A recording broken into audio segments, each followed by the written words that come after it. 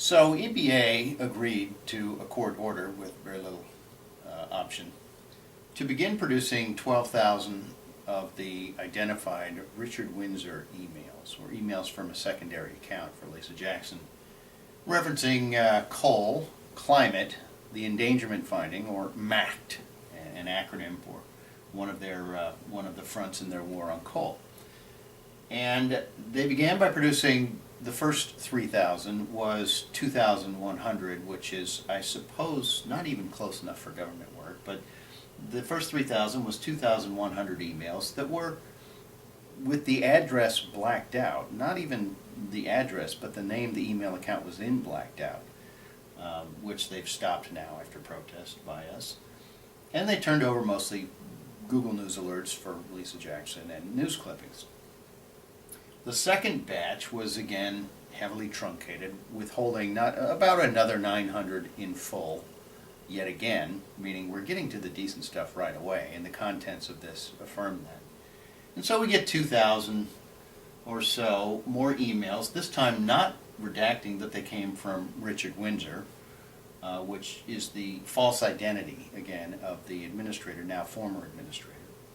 And these produced or revealed that EPA is claiming deliberative process. That is, it has to be, under judicial precedent, antecedent to adoption of an actual agency policy.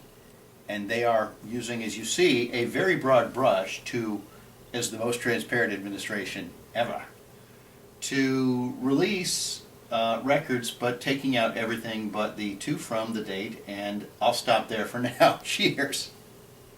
The content being redacted in some cases is quite obviously from the content their reactions to media coverage. And that is antecedent to adoption of an agency policy. Not really, of course. It's just obviously embarrassing to the agency, but they're willing to tempt this court rather than tempt you, dear taxpayer, and the courts who are considering their various regulatory overtures in the aforementioned war on coal now. So they're hoping essentially that this will go away and our court will be, whatever ire they draw, they will just pay that piper later.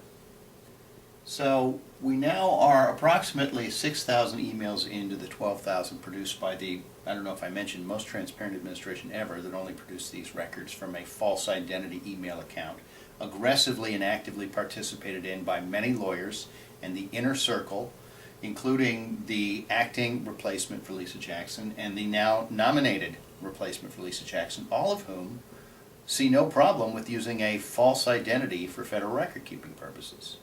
Now, I'm not going to recommend that any of you, all of you who have federal record-keeping obligations with a certain agency, the Internal Revenue Service, try this. They don't get the joke, but apparently with this crowd, it's okay.